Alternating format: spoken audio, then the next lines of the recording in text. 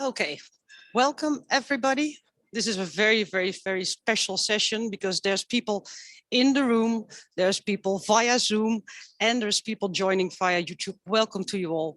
My name is Caroline van Leenders. I work for the Dutch Ministry of Agriculture, Nature and Food Quality on greening the financial sector for the last 5 years. And I am in this project together with Jan-Willem den Beste, who is my colleague who does the negotiations for the CBD. Together we are organizing this interface dialogue, finance and biodiversity for the CBD. And I will give you a short explanation on why we took this initiative. I've been working in the financial sector for the last 5 years on biodiversity, and I see a lot of momentum. Maybe you have seen the studies where different central banks, the Dutch central bank, but also the French central bank, have been counting how much the financial sector is depending on nature. We have 51 financial institutions who are pledging to have high ambitions on biodiversity. We have the Partnership Biodiversity Accounting Financials, where 21 financials are sharing methodologies on how to measure impact, and all kinds of new instruments are being developed by public banks and others. So great momentum, but what do these financials need? What do they call for? They call for an ambitious goal in the global biodiversity framework of the CBD. They are calling for clear targets and for validated standards to measure impact. That's the one side of the story. The other side of the story is that we have a big gap on funding biodiversity, the 700 billion that was summed up by the Paulson Institute and others, Cornell. A big gap that is difficult to fill with only public funds. So how can we bring the private sector on board? How can parties negotiating on the new biodiversity framework become courageous and ambitious because of all this momentum that is going on? So these two things, the momentum in the sector, the need for the CBD to pick up on the private sector, made us decide to set up an initiative which is called the Interface Dialogue, Finance and Biodiversity. The idea is that we will organize a session every month online so that all can join on a certain topic that is in the financial sector being developed on biodiversity, with people from parties negotiating to learn from one another and to share and to start speaking the same language. We will also have every third Tuesday of the month a session to reflect. What did you learn? What did you see? What can you take forward into the negotiations? That is the general concept. And this is the first content session. So this is a premiere. You're all here on a premiere. This is our first session. And the topic we have chosen for this first session is how can you leverage private funds with public money? We invited speakers, 4 speakers, to give us their view on what they see happening in the financial sector on biodiversity, and especially the experience they have with new instruments to reach out to the private sector and to blend finance or mobilize private funds. I will go through the program real fast because they will be there later, of course. Avril Benchimol of the JEF will kick off, but we also have Jorim Schraver of the Dutch Development Bank, FMO, Edith Kiss, Athelia Mirova, an important and big player with a lot of innovation going on. And last but not least, David Meyer from the Conservation Finance Alliance. These are our content specialists that will give us their view of what's happening in the sector. But we also have parties, people that are in the process of negotiating to the CBD, who are interested to share and learn and have a dialogue together. So we have people from France, somebody from France, from Uganda, from the UK, and from Switzerland. I will introduce them later shortly. We are not starting from scratch because there's a lot of going on. There's, of course, other people also in this space organizing these kind of dialogues. So we try to pick up on work being done by the CBD Secretariat itself, but also by an organization, Finance for Biodiversity, that has a lot of knowledge, and on work being done at this conference by the French Development Bank, AFD. because there are already a first insights coming out of what is important. The importance of new instruments being built, but also being scaled up. The importance of measuring positive impact. The importance of the need to share risk and de-risk. And last but not least, the idea that we need more regional investments. So we try to build on knowledge that is already out there by others, but we also try to bring some extra. And for this extra knowledge, we will have the 4 speakers, and I'm really glad that I can invite the first speaker to the floor, to the digital floor. Afriel Benchimol, as I said, Senior Finance Specialist, Blended Finance as the Global Environmental Fund. So we are very happy if you can kick off with your ideas about the biodiversity and the financial sector, please. Take the floor. Yes, thank you very much. Can you hear me well? Yes, great. Yes. So good afternoon, everyone. Good morning here from the United States. The GEF, the Global Environment Facility, is the financial mechanism of the 5 conventions, one of them, the Convention on Biological Diversity. We've been around for 30 years. This is our 30th anniversary.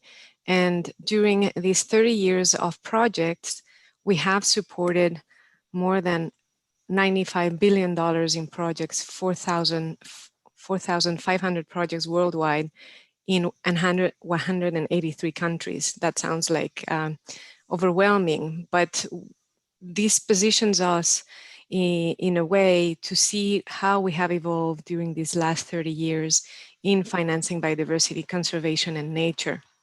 The GEF mostly supports countries, so governments, through its grant-given window. But we also have a blended finance window, or what we call the non-grant instrument, as opposed to grants, to mobilize private sector investment into areas of the environment, not only biodiversity, but also climate change mitigation, chemicals and waste, international waters, and land degradation, among others.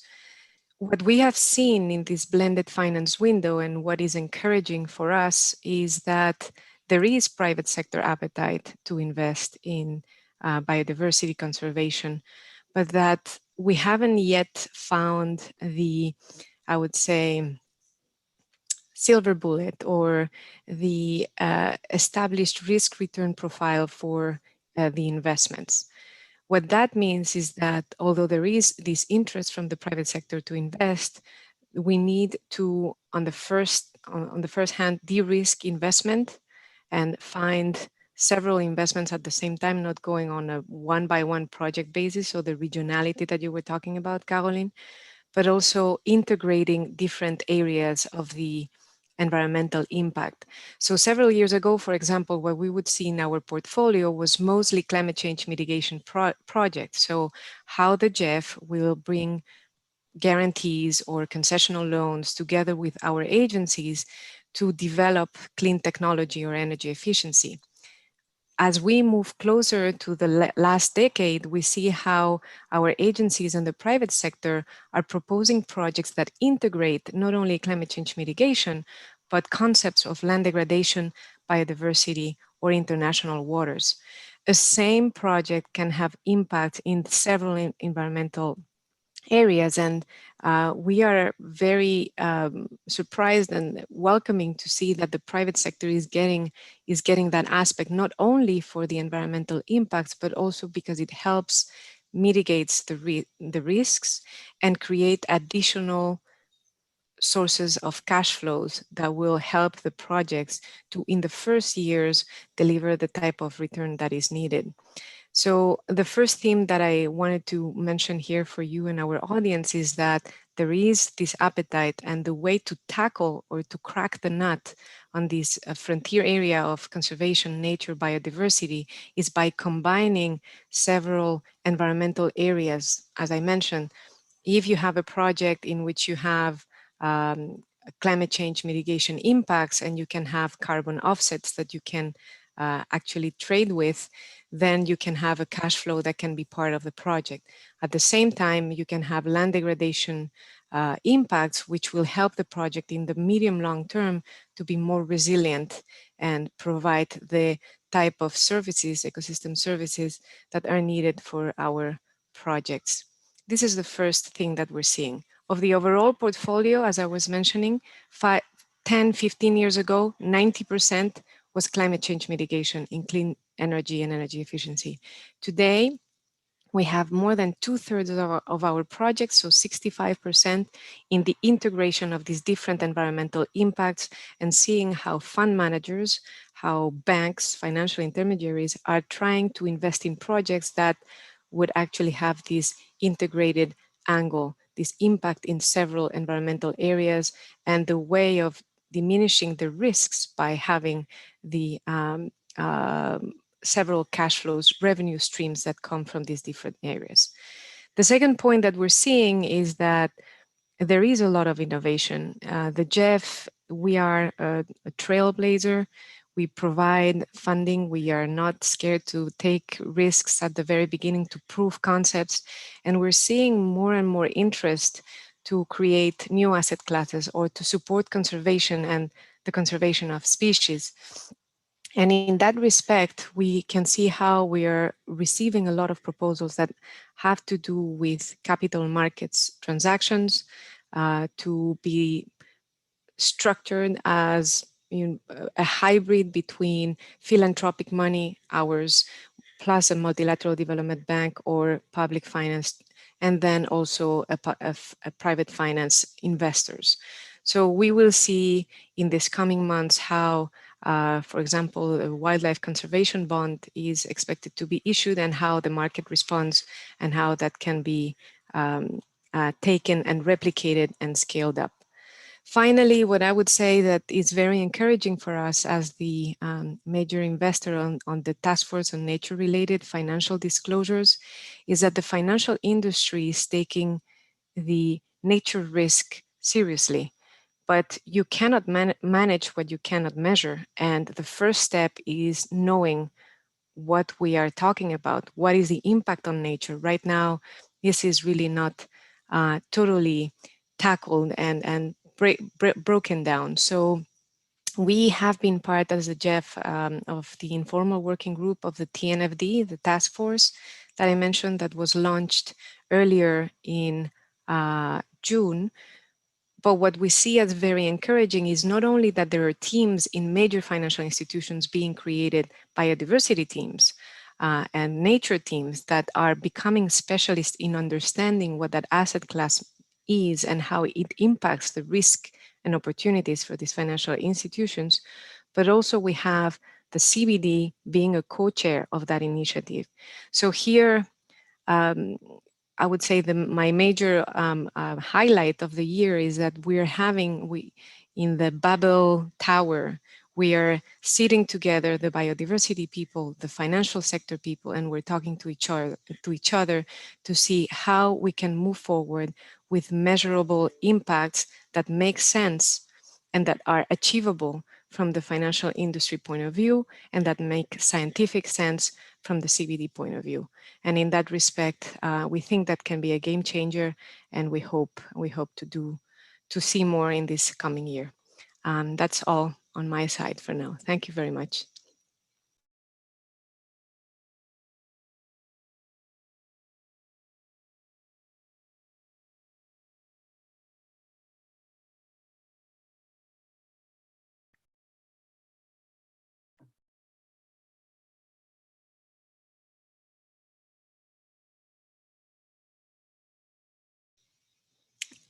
I am not sure we can hear the pavilion, Caroline or Jean-Vilain.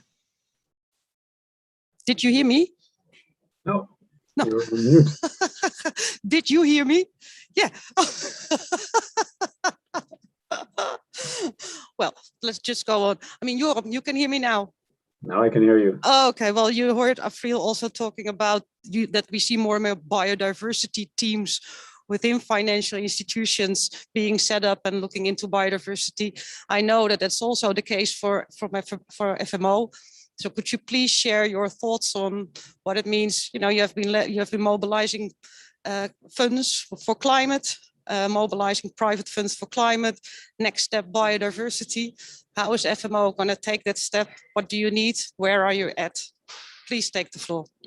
Thank you, Caroline. Yes, let me actually outline exactly those three things. So why financial institutions and DFIs like FMO actually focus on biodiversity, how DFIs work to catalyze private investment for biodiversity and the challenges we see there, and finally also how the global framework can contribute to biodiversity finance. And I'll build on some of the comments that Avril already made, I think very helpfully. And I think in the process I'll be probably the only one today. Actually, he'll be talking about pit vipers and cycads. Now, so on why banks actually focus on biodiversity. Increasingly, actually, banks are realizing that biodiversity is not only a risk to the world, but also very much a key risk driver for themselves. You will all have seen the OECD estimates that global ecosystem services from biodiversity are worth about 125 to 140 trillion per year. So that's 1.5 times the global GDP. Now, that's, of course, highly relevant for financiers. And the Dutch central bank made estimates for the Dutch economy that Dutch banks' exposures to clients with high or very high dependency on ecosystem services is more than 500 billion euros. So that's over half of the Dutch GDP in terms of financial exposure. So this is clearly very relevant for financial institutions at large and also certainly DFIs. Now, we all know that a very good starting point to actually get a handle on these types of risks is IFC Performance Standard number 6 on biodiversity. That's also been a cornerstone of FMO's focus on biodiversity till date. And we know that actual good biodiversity risk management is also impactful. A nice example there is a project at the Tambopata National Reserve in Peru, which was funded by our client Altilia Climate Fund. And their focus on biodiversity risk management actually led to the discovery of several species, including the Bothrops sonine. So there it comes. That's actually a venomous pit viper.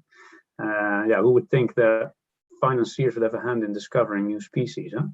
So I'm very much looking forward actually to hearing more from Edith from Altilia today. And I think the next frontier beyond risk management is, of course, to look into positive biodiversity impact. So how can we actually go about that? I think there's actually a lot of different ways in which you can aim to improve biodiversity, net biodiversity, specifically in indirect investments.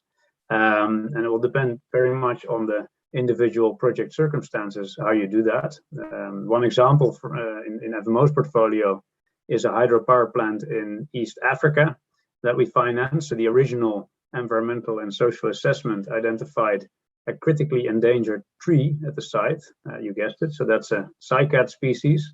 And the plan was then developed to build a nursery for that particular tree species and rehabilitate the area where the tree was grown. And the result was actually that the river valley ended up being a sanctuary for that particular cycad species. And so the project achieved a net improvement in biodiversity. Now, when you actually have identified such opportunities, then of course you have to scale it up through finance for biodiversity. And there, I think blended finance structures come in very handy.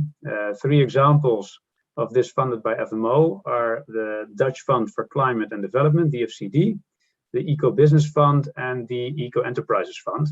And these blended finance structures actually use a public first loss tranche to crowd in investment from DFIs and private sector investments.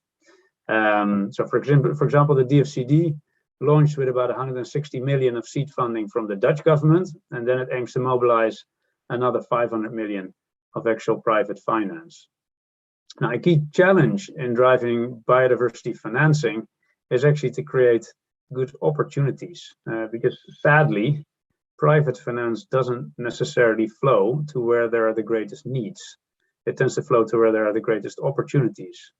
And in climate finance, governments actually created opportunities and particularly positive cash flows that Avril also referred to through regulation and also through renewable energy programs. And they would offer attractive feed-in tariffs or organize auctions for concessions to stimulate renewable energy provision. So that then brings me to my final and third point, which is what we need from the Global Biodiversity Framework to stimulate private finance. I think 3 things principally would help there. So firstly, a solid and sizable commitment for public finance, which we can then blend to attract and de-risk private financing. Secondly, I really hope, and again, Avril made this point as well, that Kunming will deliver on harmonized measurability and accountability. And this helps financiers to actually know whether they're delivering against the goals that are set for them. And finally, I think we need to create opportunities through regulation, concessions with clear biodiversity goals, similar to the renewable energy programs in climate finance. So in this way, the biodiversity projects actually generate positive cash flows, which private finance can lend against. And I think if you look at the current frameworks, that's probably one of the areas where thinking is still the most lean, so where we have most to win. How do we actually create positive cash flows for financiers to finance? Because then you will generally attract, I think, the larger sums that we really need for this topic. So I'm very much looking forward to our discussions today. Thank you.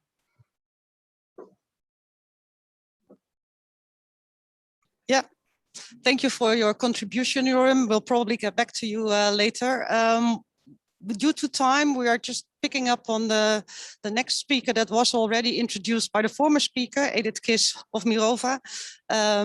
Please, Edith, you have lots of experience from Athelia, but also broader from Mirova. Please share your experience with how to blend, that it is possible, what's happening, but also what do you need. So, yeah. Thanks a lot. Thank you, Caroline, and it's a great pleasure to join you today, and thanks a lot for the invitation, and great to see our partners, FMO and also Jeff, with whom we work actively. So yeah, it's a very broad subject, so I'll try to be brief, and also then we have time for discussion. And I think there were already a lot of interesting points made. So maybe just to pick up on the flow of the discussion or observations. So we are a specialized impact investment asset manager, and in particular, where I'm part of Mirova is on focusing on natural capital. So we are working actively on creating these opportunities that Jori mentioned, the positive investment case, and also what I will refer to the kind of the business case where we indeed have a problem with the risk return profile of these investments.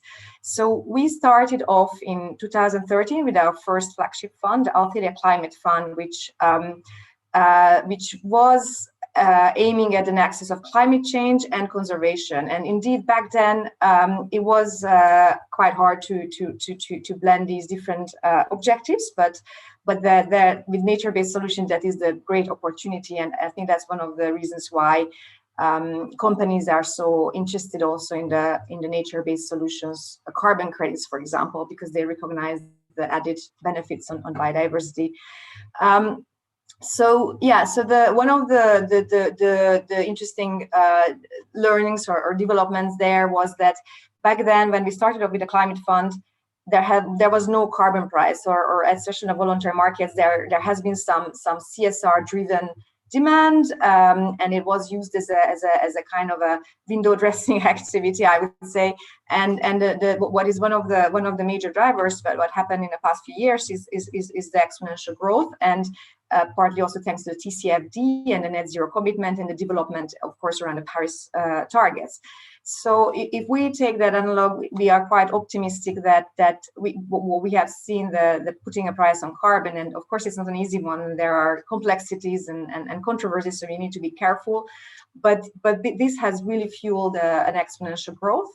And so we're quite optimistic that hopefully the TNFD will be able to also learning from maybe some of the mistakes, but leapfrog and really jump and work on the based on the good lessons learned from the CCFD. So create opportunities and create a price signal, create new environmental assets, as I think I will also mention that.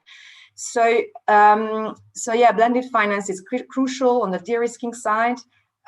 We have seen that with the Athelia Climate Fund, back then there was no blended finance, that did not exist back then, and so it's already great to see since in the past few years how the blended finance concept is working, is happening on a project level, on fund levels, so on multiple levels, multiple scale. My plea would be here that we need to go faster. We can't really spend years and years to get access to blended finance or junior capital, because it's just too slow and collective. We don't have any more time. It's the same as we hear from the projects that, guys, you need to be faster deploying your capital because you can't work a year for get access to the funding. So we're trying to do on our side also innovate around that. And just to mention one of our newest initiative where we have been working with the Jeff as a cornerstone investor and IUCN and also the broader coalition for private investors in conservation around a new fund called Nature Plus Accelerator Fund, which will build on the good lessons learned and already existing business case or business opportunities, which I mentioned, for example, around carbon or agroforestry or sustainable commodities, but also has a mission to really catalyze on the new environmental markets and especially around biodiversity. So we are very keen to test and try out all the new tools available. One of which we are very excited about is the STAR tool of IUCN, which has just been launched in Marseille, where I'm just back this morning from the Congress in Paris. And so these type of developments are really make us optimistic because for the first time we have a tool that can start creating a harmonized score across countries, across the globe. Until now, biodiversity was very localized, very hard for comparing also across different type of investments. So that is one of the newest tools that we are going to pilot. And we hope that there will be others and that we can accelerate collectively the positive investment opportunities in this space.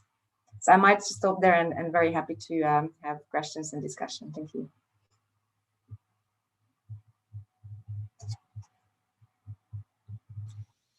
We cannot hear you. Can they hear me?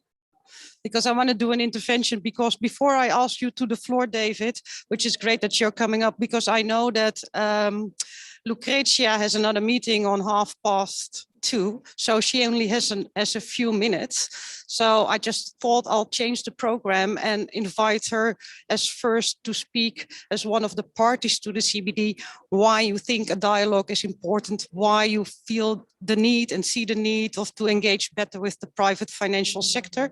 Maybe you can take a few minutes before you zoom into your next meeting, and then we'll pick up with David again.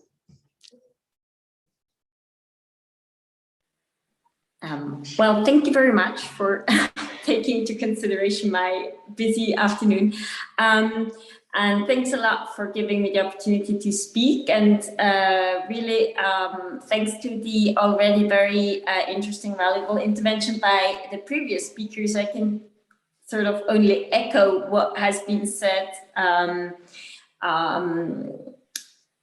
First of all, I think the most important is of course the tremendous role that private finance will have to speak, given the volumes that we have heard are needed to reach basic biodiversity positive development. So in that sense, I think that's also from our perspective the key objective in some ways to place the private finance flows at the heart, or at least very central place of the overall framework. So it has the place it deserves, really. So mention private finance, and I think it's also important to mention it in a positive way, because currently there are of course already some mentioned and references to it, but it's maybe more on the risk side. So asking also businesses and financial institutions to work on transparency and report on their dependencies and risk and impacts on nature, which of course is an important part. But precisely as we have heard, I think that the opportunity side should also be addressed somewhere in the framework. And a starting point is, I think, simply mentioning that all financial flows, including private flows, should be aligned with the goals of the GBF. And we have some language on it currently in the GBF, but I think this is a key message, and it echoes also the Paris Agreement, where we saw that it triggered tremendous movements of capital eventually in in favor of climate action. So that's, I think, for us where we should start and place that message in terms of financial alignment with the GBF goals, very central in the framework. And I think the other point, as I had some questions to prepare, again, it's really just echoing what we've heard. I think there is a really important role for governments to play, and that then also flows from the GBF, which is creating that enabling environment that allows private finance to become active.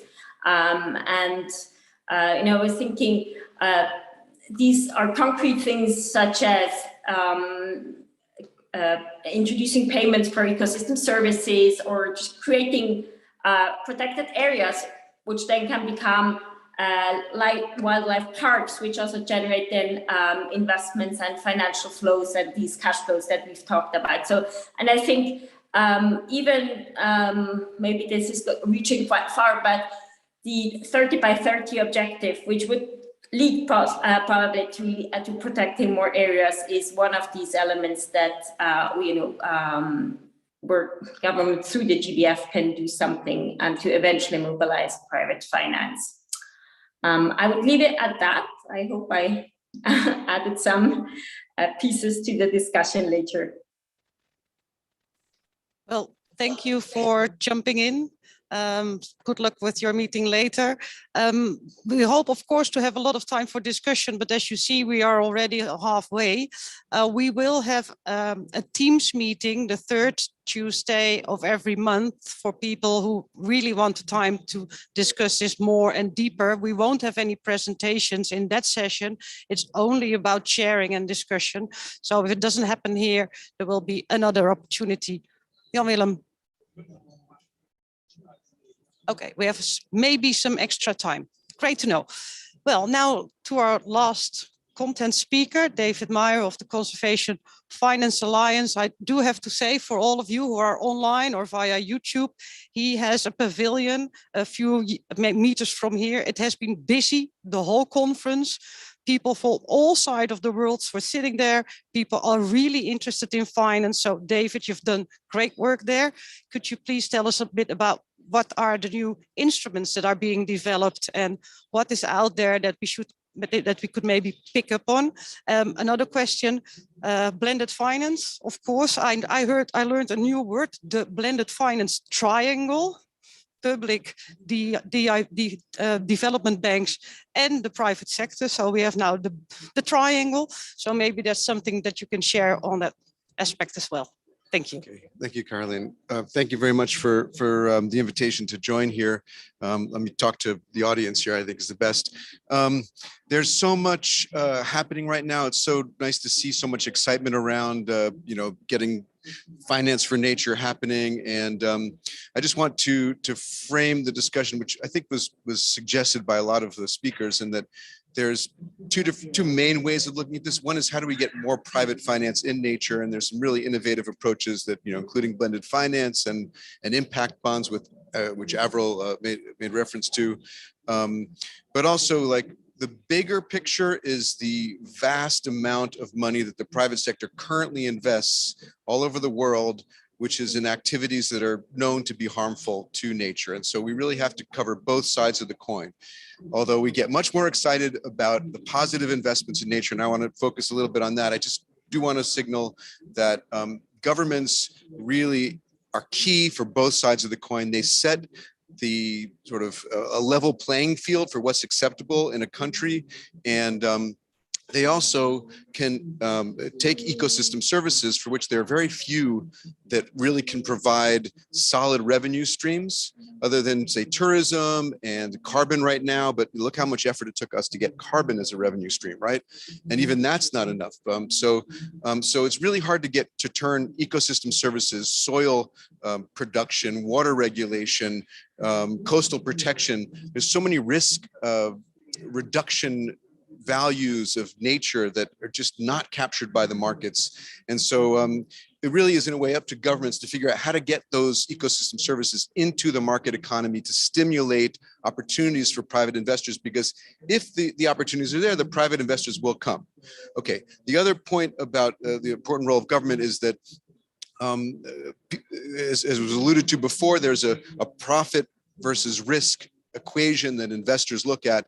And if the risks are too high, if there's no way to get an exit from your investments, then, if there's no one that's going to buy your company, if you don't have a healthy, robust market economy in the country and clear regulations and enforced rules, you're just not going to get the level of investment that you need. So it's really important to have a solid investment infrastructure in the country. So some of the innovative tools, real quickly. So I'm involved in the Global Fund for Coral Reefs. We're trying to get positive investments in coral reefs, as you know, one of the most threatened ecosystems.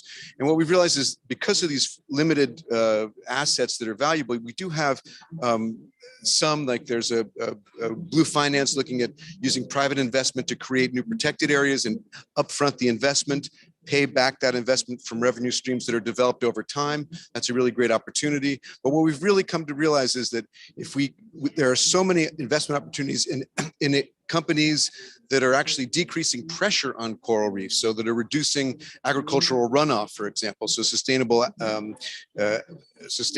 forestry, sustainable agriculture, sustainable fisheries, things like that. And then also livelihoods, alternative livelihoods for the communities. There's a lot of opportunity for investment there. You have your scale issue. A lot is happening at a very small scale. How do we aggregate small communities, individuals? And there we think microfinance could be a real great opportunity.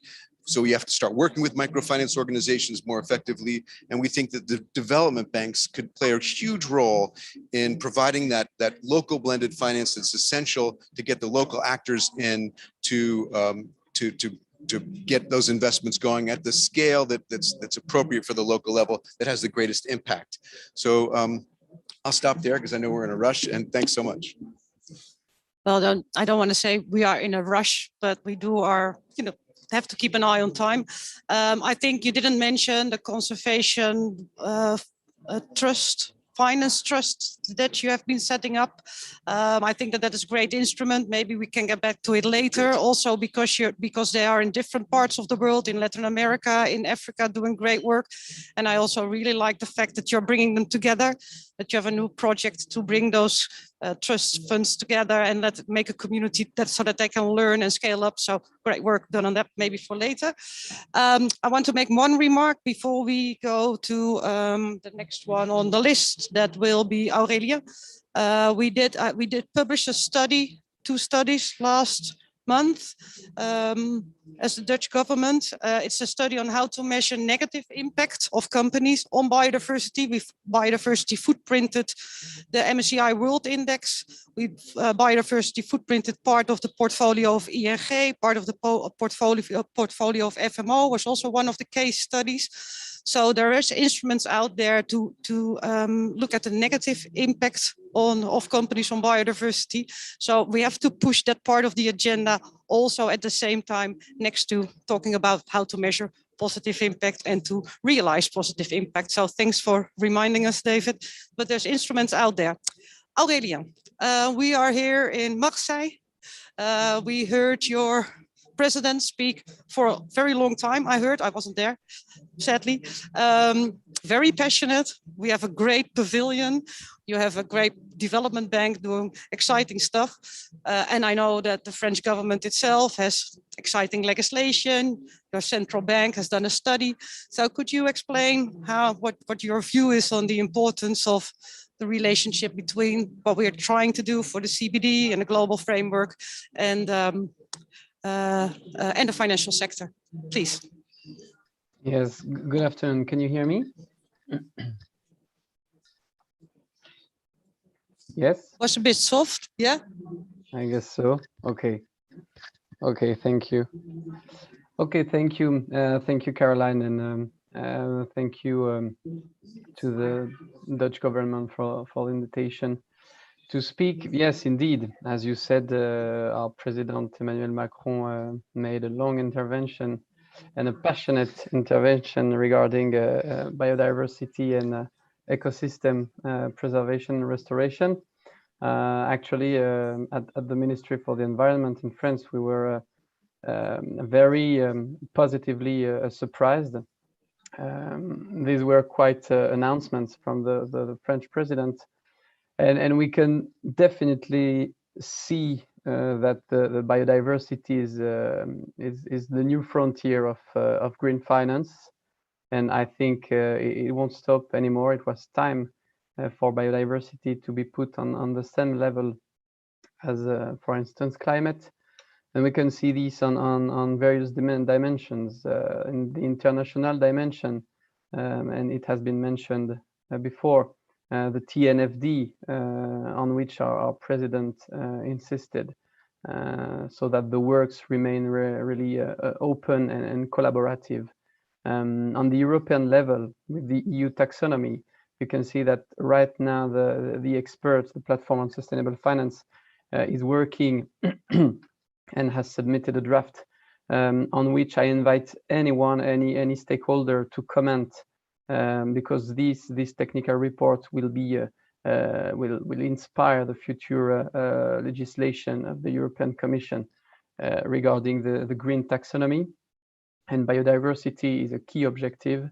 And on the French level, and I guess it should be the way that many jurisdictions should take.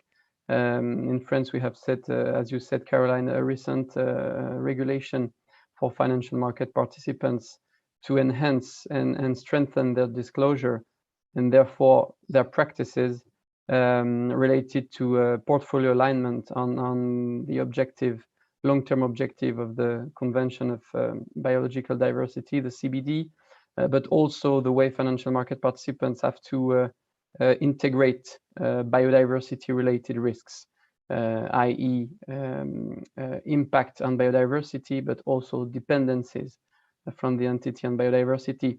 So all these initiatives, whether they are voluntary or legal regulatory ones, are really material and critical.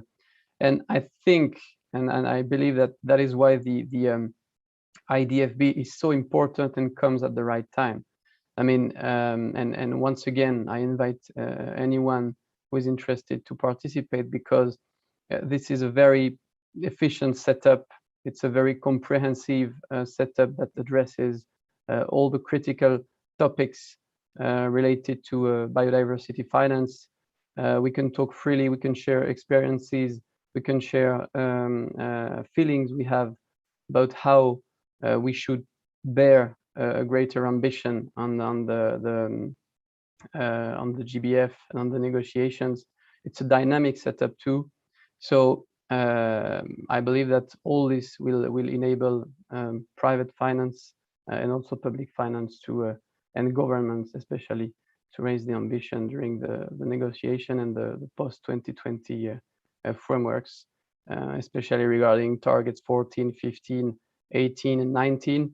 So yeah, that's the couple of words I could say to you, and thank you very much once again for the invitation, and congratulations for this workshop, the IDFB.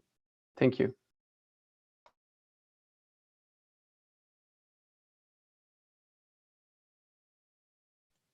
And we can't hear you, Caroline.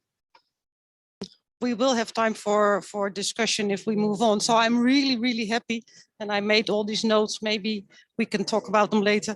But let's move on to another part of our world, because this was all maybe a bit European until now, or Western. So I'm so happy to be able to announce the next speaker. I can't see her anymore, but I'm sure that technology will take care of that. And that is Monique Akulo from Uganda. We only met this morning for an introduction, or yesterday, and we were really impressed by the work being done in Uganda, also related to biofin. So please, Monique, could you tell us the same enthusiastic story that you told us yesterday about what happened when you started to connect to the private financial sector, and what you learned and how it helped your biodiversity policy? Thank you. Well, thank you very much for the invitation, Carolina. It's good to be here virtually. I'm glad to see one of our colleagues that we worked in the biofilm, that is Mr. Dr. David Myers. Glad to see you. He's in the pavilion there. He was a senior technical advisor, so it would be good for him to hear the story after so many years. Not very many though, but thank you very much. So my name is Monique Akulo, and I come from Uganda. And Uganda is among the countries that has implemented the biofilm. We are among the 36 countries that have implemented the biofilm. And the biofilm is just to help us align our financial sector or our finances towards biodiversity so that we can transform our conservation management and ideas. But through that, we have looked at how our policies are evolving.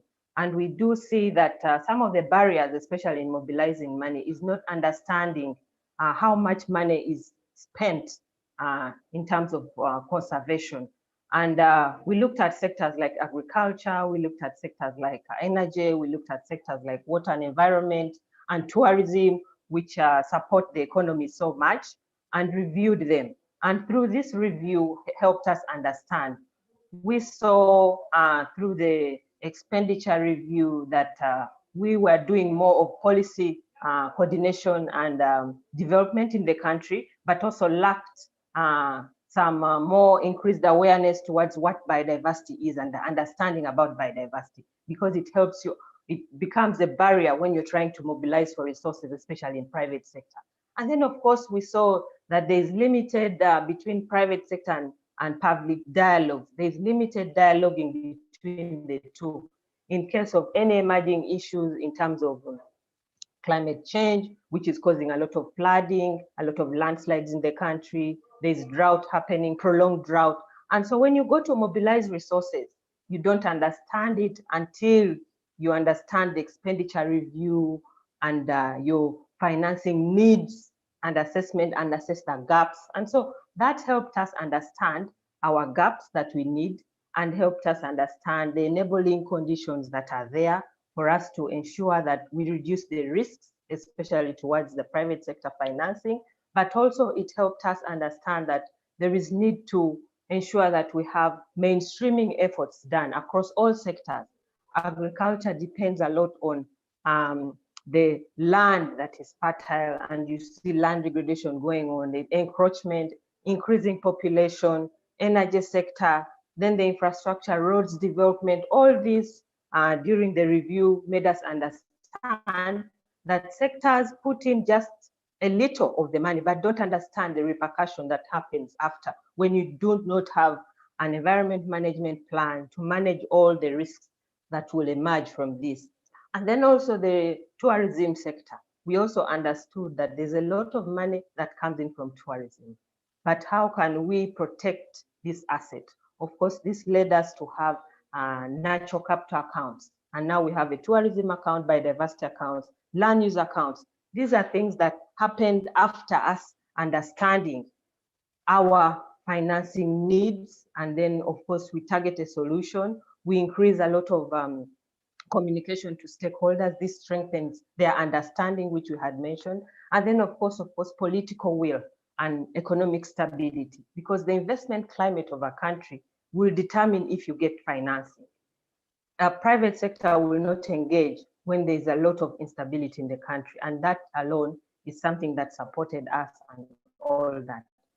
And when we look at the issue of digital literacy, this is something new that has come due to COVID that has promoted it. Of course, our review, we are trying to increase the issue of having integrated management structures to manage ecological fiscal transfers, so that you understand that when an ecosystem is healthy and performing its functions, it will support bringing in more resources because of the local revenue that is generated. And just when briefly, just to ensure that the private sector comes in, we look at how relevant the biofilm is to the GBF, just a sneak bit of it also. We see CBD has a long-term approach on mainstreaming, and this recognizes businesses and finances as one key actor in terms of mainstreaming, but also having to recognize that businesses provide a clear role of how the business sector and the financing institutions work.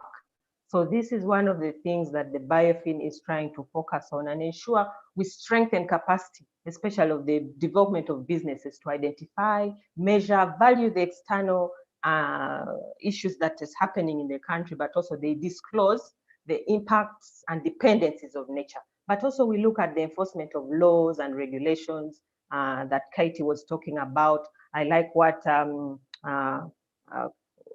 David Meyer has also mentioned, all these issues to do with having blended financing and having the climate finance favorable for funding to be received. So with those few, I would just leave it at that. There's a lot that we could talk about the biofin, but I will stop it at that. Thank you very much.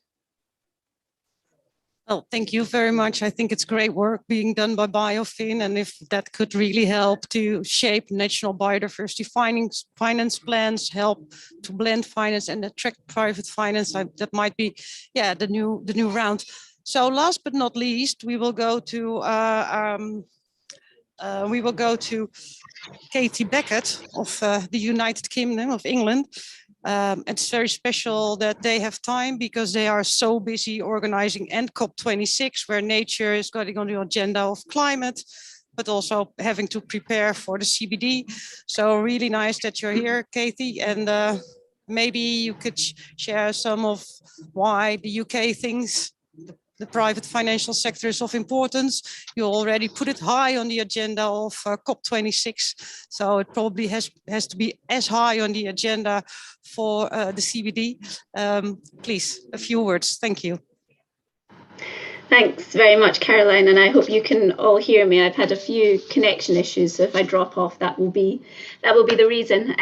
Just firstly to say thanks to all the speakers for their incredibly insightful comments that have been made so far. It's really interesting to see this group brought together again, and thank you for that. And specific thanks as well to colleagues in the Netherlands for setting this up. The interface dialogue, which we really see as a critical stepping stone to agreeing an ambitious post-2020 global biodiversity framework at COP15, as you just said.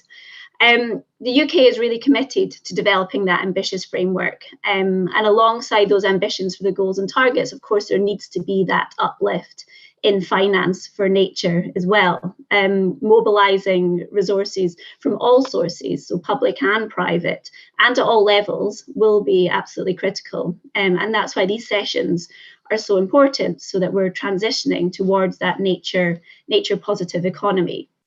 And in the UK, we're active at both the domestic and the international level. The independent Dasgupta review, which I'm sure you're all aware of, on the economics of biodiversity, published by the UK government just earlier this year, evidenced a landmark case for how our global failure to value nature results in its overexploitation and the risk that poses to economies as well. And in response to that, the UK committed to transitioning to a nature positive economy and nature positive future, ensuring that all economic and financial decision making is aligned with biodiversity goals and objectives. And then, of course, there's the task force for nature-related financial disclosure, which we've heard a lot about already today, which is building, of course, on the success of the TCFD, its climate sister, and provides a real framework for corporates and financial institutions to report and act on nature-related risks and to support that shift towards the nature-positive economy that we're seeking. And of course, we see a lot of increased engagement by the financial sector, both in the UK and globally. And I think that's really evidence from the discussions that we've had here today so far, the comments that have been made. And it's really clear that there are key objectives and targets through which the sector can engage. And if we're to achieve that, then I think there has to be that clear mutual understanding between the private sector and governments. For example, CBD negotiators need to understand the relevance of the private sector and what they can contribute to the post-2020 framework. And the sector itself needs to understand what the relevance is of what they have to offer. I think there's a real opportunity now for systemic change, and these informal dialogue sessions where we can share and learn together are really important parts of that process to collectively raise the ambition, both for what we can achieve at COP26 and critically at COP15 as well. So I know we're running short of time. So just thank you again for the invitation to come along and say a few words and how helpful I think the discussion has been so far. Thanks, Caroline. Well, thank you to all the speakers. We have some extra time, maybe not you on the Zoom and on the line, maybe you want to go to your next meeting, but we have some extra time here also with some people from the audience. I think we are picking up on, we are hearing some same things in the discussion coming up, the importance of blending finance, the importance of the enabling environment by government, the importance of measuring negative and positive impact and have a shared framework for that, the TNFD. This is only the first session of what we hope to organize 10 sessions. So that's why we had a lot of speakers, also speakers from the parties to explain why this is relevant. And that's why we had a little less time for discussion, 2 things on that. You're welcome the coming Tuesday, but also please, are there questions in the audience for the panel? Are there questions coming in via YouTube, or is it very quiet, Jan Willem, or people are just intensely listening? But maybe from the audience, questions or remarks, or please feel free. Yes. Could you maybe come to the... Yes, thank you very much for these insights. My question goes to the representative from GEF. I wanted to understand how broadly accessible the opportunities she mentioned in terms of the blended finance, because I know GEF mostly targets big government-related projects. How about projects run by entities outside government agencies? And how are they able to access these finance, and how flexible is the systems? Thank you. Avril, did you get the question? Yes. About, yeah, okay, could you maybe, yeah? Yeah, sure. Thank you for the question. As mentioned before, the GEF is mostly, as you well pointed out, an organization that supports governments in their endeavors to respond to the COP guidance. However, there's a window for to work with private sectors specifically. And for that window, we have special rules, meaning we don't need to go necessarily through the governments, and we support projects that are run by fund managers, by banks. I will give you just here an example from a colleague who is in the panel. The Nature Plus Accelerator Fund is a fund that we're supporting with an investment directly to the fund. We're not going through the government or through a public entity. So there is, if I can, I don't know how I can share with you, there's a guide to access blended finance at the GEF. And we open call for proposals every 6 months to present projects, and then we evaluate them and we select them. So there is a different window of financing that you can access without going through the government. So I will be happy to share that information with you. I don't know if after the panel, you could have my email and I can send that information to you.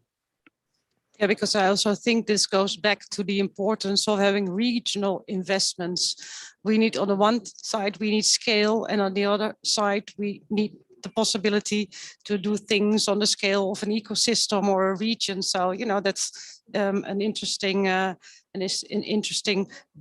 divide. Maybe Joram, is this also something where development banks, there was this really important role set out for development banks. Is this also something where a bank like FMO, or do you have ideas how they can pick up on the question of smaller investments maybe needed?